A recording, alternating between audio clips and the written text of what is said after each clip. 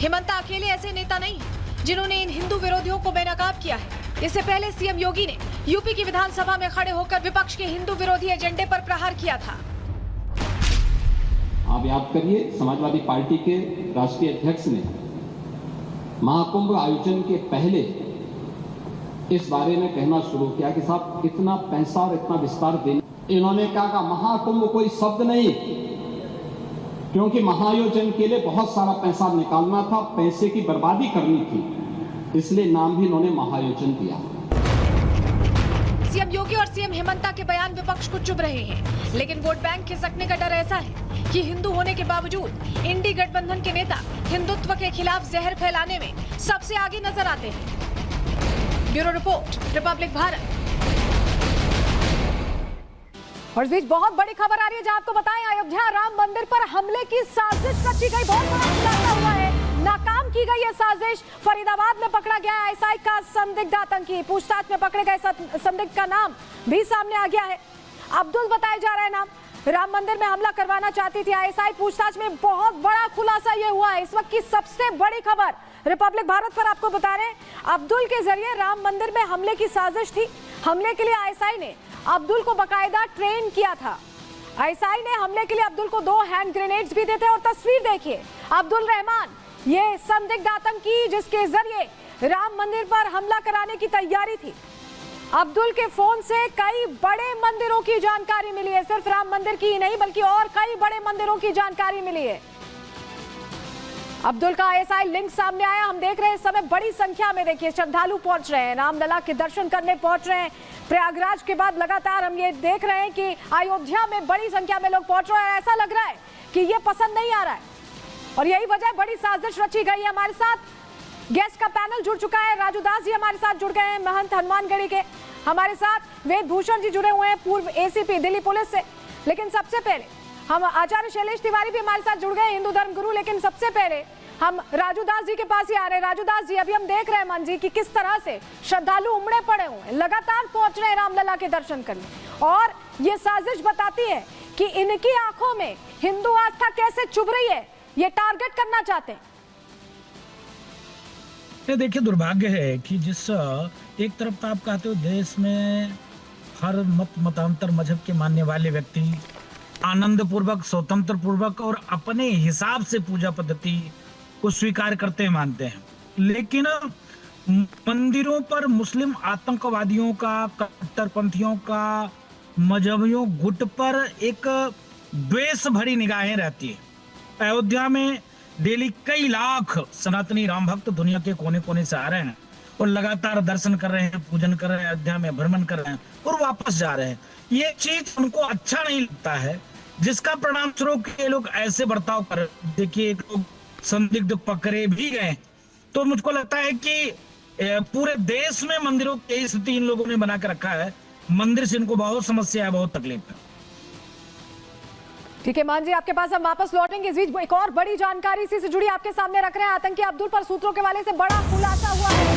2 और संदिग्ध अब्दुल के साथ जुड़ने वाले थे, ये जानकारी मिल रही है। 2 चीनी ग्रेनेड्स आतंकी के पास से मिले हैं। तो लगातार अब खुलासे हो रहे हैं आतंकी के पकड़े जाने के बाद। एसीपी वेद भूषण भी हमारे साथ जुड़े हुए हैं। वेद भूषण जी, जिस तरह यह खुलासा हुआ है, इससे इनकार नहीं किया जा सकता कि जब से राम मंदिर बना है, आईएसआई और कुछ इस तरह के आतंकी उनकी निगाहों में ये खटक रहा है। और यही वजह की बड़ी साजिश यहां करने की कोशिश की गई। और टारगेट पर सिर्फ राम मंदिर नहीं बल्कि वो हिंदू आबादी है जो लगातार पहुंच रही है दर्शनों के लिए।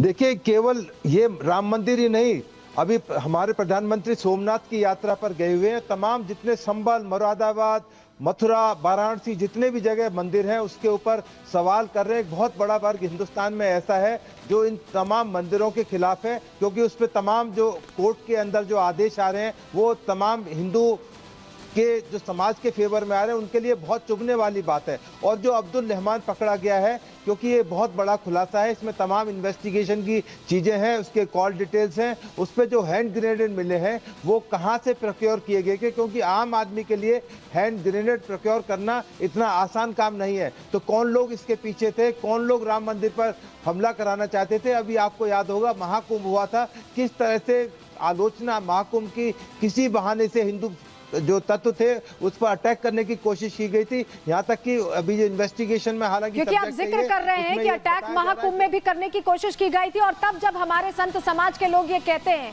कि विशेष समुदाय के लोगों की एंट्री नहीं होगी तो लोगों को दिक्कत होती है। लेकिन देखिए लगातार इस तरह की खबरें सामने आती हैं जो बताती हैं कि कैसे साजिश रची जा रही है। आचार्य शैलेश तिवारी जी, ये बता रहा है कि जो आप लोग सोचते हैं कि नहीं होनी चाहिए एंट्री, क्या वाकई एंट्री नहीं होनी चाहिए? देखिए, मैं खुलकर बोलता हूं कि मुस्लिम समाज का किसी भी जगह पर जहां सनातन धर्म का स्थान हो, चाहे वह राम मंदिर हो, चाहे महाकुंभ हो या कोई भी मंदिर हो, उसके सराउंडिंग्स 1 किलोमीटर के दायरे में कोई भी मुस्लिम समाज के व्यक्ति किसी भी तरह का कोई व्यापार न करे, उनका किसी भी तरह का वहां आवागमन नहीं होना चाहिए। और जिस प्रकार से हैंड ग्रेनेड मिला है, मुझे लगता है कि कोई बड़ी साजिश थी, क्योंकि हैंड ग्रेनेड मिलना कोई सामान्य बात नहीं है।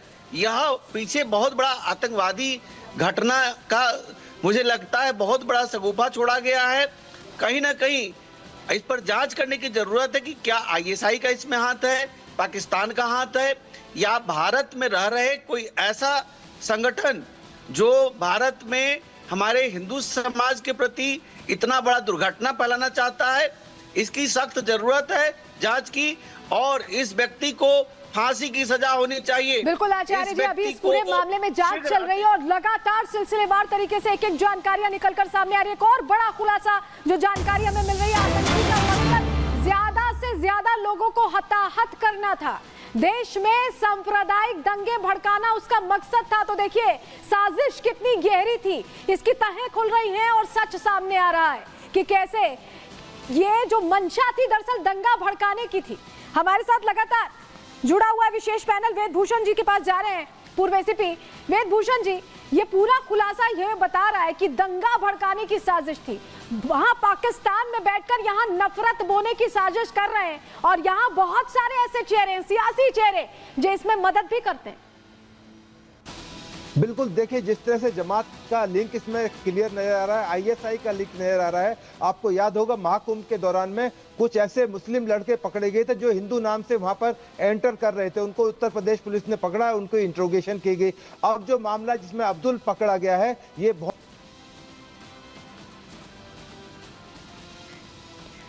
वेद भूषण जी आपके पास हम वापस लौटेंगे, तकनीकी कारणों से आपसे संपर्क नहीं हो पा रहा है, लेकिन महंत राजू दास भी लगातार हमारे साथ जुड़े हुए हैं। महंत जी, जिस तरह से घटना सामने आ रही है चिंता करने वाली बात है, क्योंकि सिर्फ अब्दुल ही नहीं है, बताया जा रहा है 2-3 और हैंडलर्स हैं जिससे संपर्क में था, यानी प्लानिंग बड़ी थी।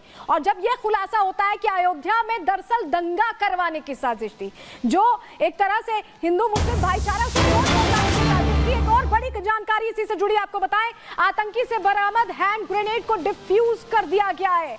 2 हैंड ग्रेनेड्स लेकर यह आतंकी तैयार था, बम निरोधक दस्ते ने हैंड ग्रेनेड को डिफ्यूज किया है, यानी बड़ी तैयारी के साथ यह आतंकी अब्दुल रहमान, जिसकी तस्वीर हम आपको दिखा रहे हैं, यह तैयारी के साथ अयोध्या पहुंचने वाला था।